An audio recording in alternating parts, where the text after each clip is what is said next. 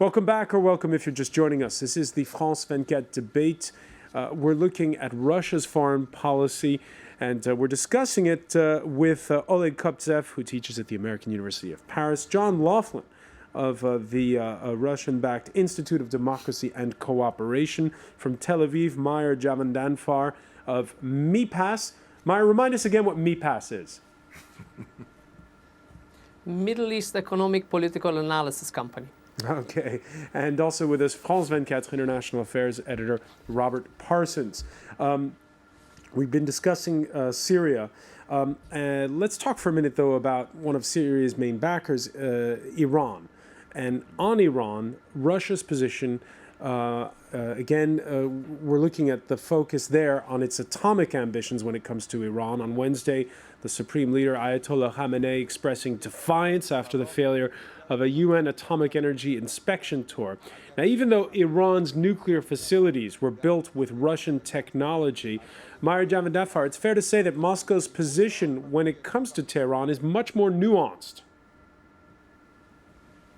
It's very true. But in terms of Iranian nuclear sites being built by Russia, there's just one site, that's the Bushehr nuclear plant in southern Iran. But when it comes to its relations with Tehran, Moscow has basically been changing. When President Putin was in charge, it was much closer. He made a historic visit to Tehran in November 2007. But then when President Medvedev came to power, he basically had a less idealistic approach towards Iran. He had he was much more moderate, and also he saw Iran as some kind of a commodity. He used Russia's relationship with Iran as a commodity to barter with the Americans. Every time the Russians wanted something with the Americans, for example, they wanted the Americans to scrap the missile defense shield in Czech Republic and in Poland, or better terms for the START treaty, they basically used their relations with Iran. They gave up on Iran on a number of occasions. They agreed to sanctions, and in return they got what they wanted. So Russia has been playing, especially since President Medvedev has been in charge, a much more nuanced game in terms of how it approaches Iran. It has tried to maintain equidistant relations between Tehran and Washington.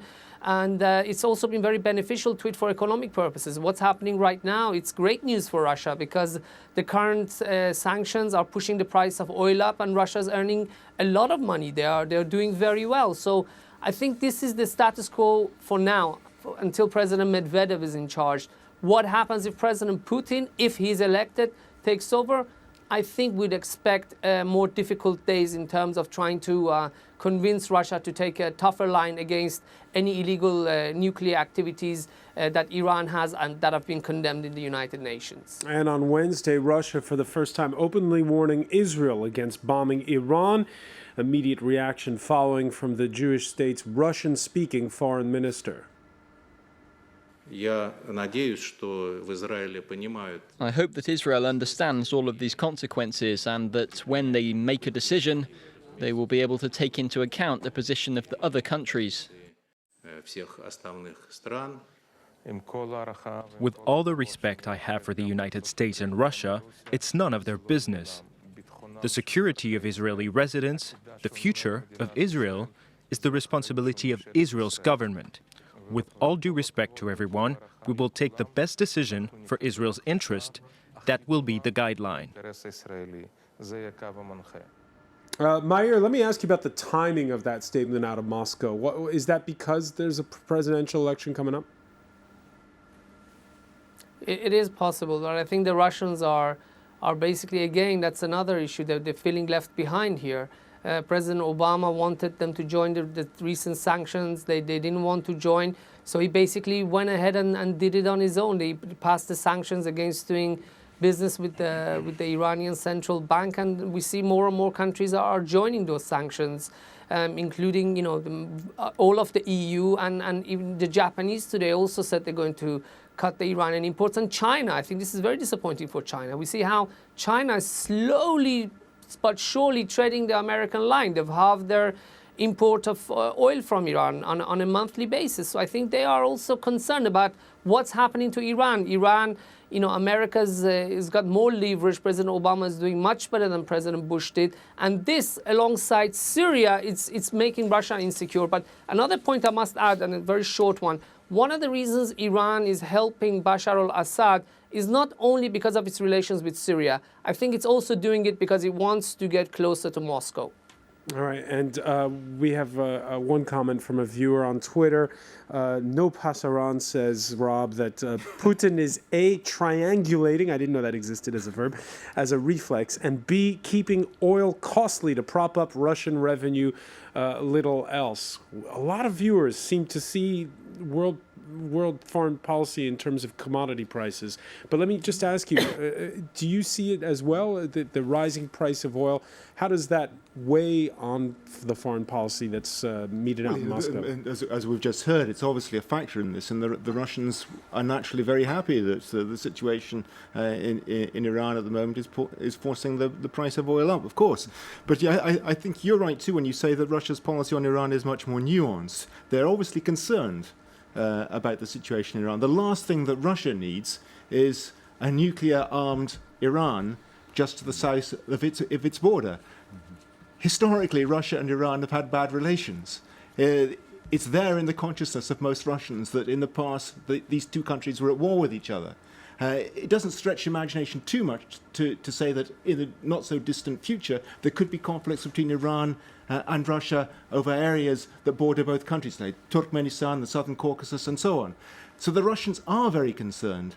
But at the same time, I think they genuinely do believe that at this stage the Iranians haven't committed themselves to nuclear weapons. Well, that's also the belief of the American administration. And indeed, what is striking is precisely that everybody seems to agree. Russia and America agree on Iran, and they also agree that an attack by Israel on Iran would be crazy.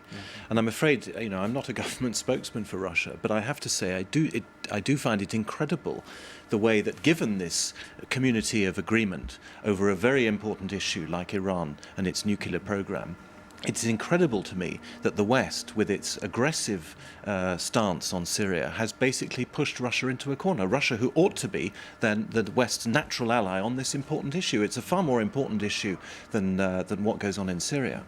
I have to agree here with Mr. Laughlin, because indeed Russia is pushed into a corner, and the risk that we're having is that, in fact, we might have a rapprochement between all of the bad boys of the Middle East, and that would be Turkey, Iran, and Russia, and a Moscow, Ankara, Tehran axis that already has been spoken about 10 years ago, and it's a risk that might return. In fact, that the marginalization of these three countries would draw them into a corner where they would become an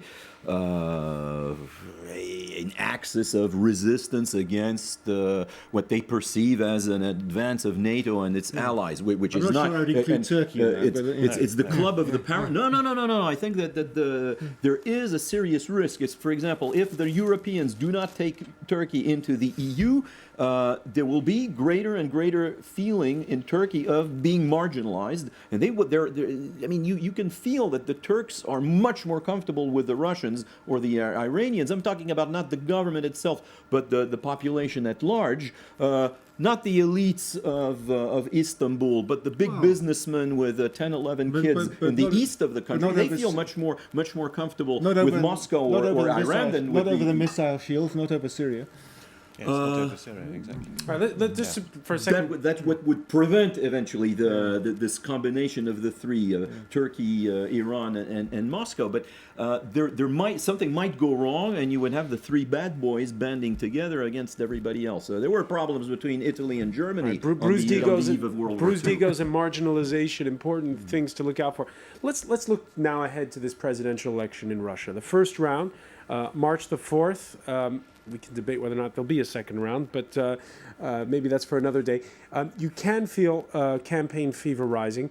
Vladimir Putin on Wednesday promising over the next decade $772 billion of defense spending. The list is a long one, but it includes intercontinental ballistic missiles, a new generation of tanks and combat aircraft, including at least 100 military-purpose space planes. Not sure what that means. But anyway, the list goes on. All this modern military hardware. is this simply because the Russian armed forces need a makeover, or why is he doing this? Is this part of his anti-West message, which he has been stressing on the campaign trail? Well, I think it comes against the background of a very long period of decline in the Russian armed forces. It's basically making up for lost time. And, let's again not forget that the military budget of the United States of America is $750 billion a year. It is $2 billion a day. It's an awful lot of money. Putin is a statesman. He expects to be elected president. His primary duty is to safeguard the independence of his state. And it seems to be, and in any case, it's an electoral campaign, so it seems to be entirely But on the natural. other hand, John, why compare Russia with the United States?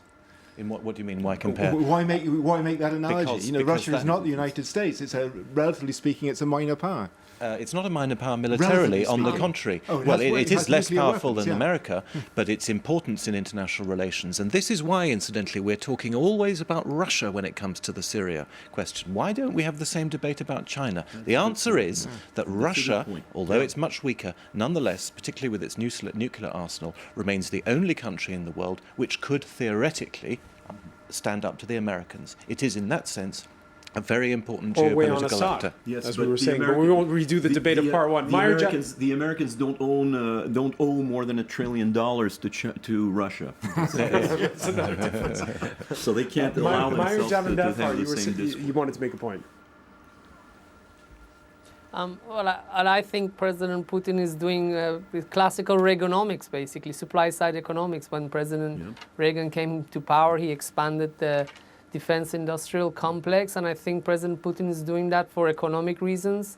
Also, I think it's also very popular in Russia. But again, I'm very grateful to our colleague who brought up the point of China. We keep talking about America, but let's not forget China. Russia considers China as its rival. They share a border. For example, I read recently that every year, because the Russian families are not producing enough babies, the population of Russia is decreasing every year by 600,000 people. And every year there are 600,000 migrant Chinese workers who go to Russia to work in the eastern part of the country. So it's a question of, some people believe, how long it will be before the eastern part of Russia becomes majority Chinese populated. And I think it's the question of China as well, which is very important. Which is very important for them to consider. But again, coming back to the Middle East, President Putin saying that all these things he said about weapons, okay, so now we know why they support the Syrians, because he's going to make lots of weapons. He needs customers, because people prefer American weapons because they're better quality. And the only reason why they would buy Russian in many cases is because of political alliances. Right, at that rally in Moscow this Thursday, by the way, and I want to focus on this for a little bit here. There was definitely, when you heard the Russian candidate for president, definitely an us versus them kind of feel. We will not allow anyone to interfere in our internal matters. We will not allow anyone to force their will on us, because we have a will of our own. All right, Robert Parsons. This is absolutely classical Putin. He does it all the time. He tries to create this feeling that Russia is besieged by the outside world. It's absolute nonsense, of course, but it plays extremely well with the psychology of the Russian people. He's been doing it for the last 10 years. Yes, but Americans have provided him with the materials to do that. You've got to recognize that. I would like to return to what materials? Hold on, what materials? Well, come on, Russia is being surrounded by the forces of NATO. Look at all of the... But they've just signed a deal not to put the NATO defense shield treaty in Eastern Europe. They're making talks on nuclear disarmament. But what is happening in Syria seems to be putting everything back in question again. That's the problem, and of course Putin is then going to use that for electoral reasons, because I also don't agree. I don't agree that Putin has always been like this. I think this is a very widespread misunderstanding of Putin. In the early years of his presidency, he was in fact a very pro-Western leader. He wanted to remember George Bush saying he looked into his eyes and saw a man he could trust in Slovenia. Putin thought he would have an alliance with the Americans after 9/11 in the war against terror. There were many attempts by him to put out feelers, and they were repeatedly rebuffed. And by the same token, there's the similar misunderstanding about Medvedev, who is usually presented as a great liberal and much more accommodating to Western interests. And yet, whereas it was under Putin that NATO was enlarged to within less than 100 miles of St. Petersburg, it was, after all, Medvedev who fought the war against Georgia, a war which completely changed the geopolitical balance of power in the Black Sea. But John Laughlin, let me ask you about that. You mentioned at the outset the sting of the Libya conflict. We recall that when that resolution was voted at the Security Council, Medvedev was saying one thing, Putin was saying another, and that startled a lot of observers at the time. I have to say I wasn't convinced that they were saying different things. I thought that was a misunderstanding, but I could be wrong about that. Your thoughts on that, Robert Parsons? Were they singing from the same hymn sheet? Well, I think in general it's an illusion that many people have had in the West that Putin and Medvedev have ever been singing on different sheets. I think they've pretty much been in tandem since day one.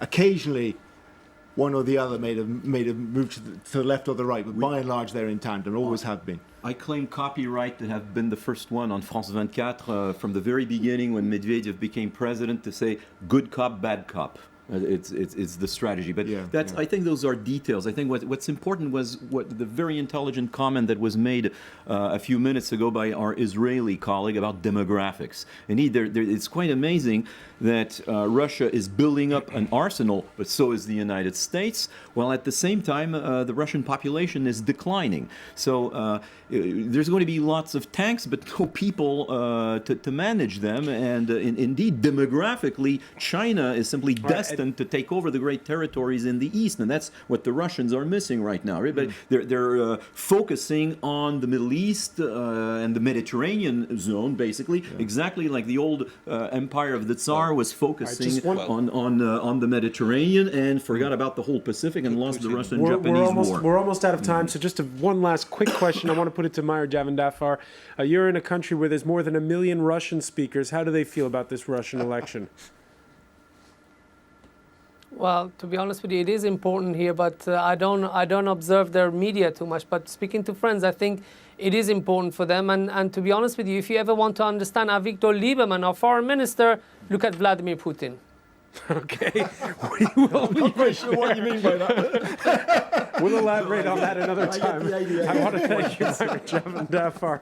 I also want to thank Robert Parsons, Oleg Kuptsev, and John Laughlin for joining us. Thank you for being with us here in the France 24 debate. Stay with us. Business is next, and it's hosted by Tom Burgess-Watson.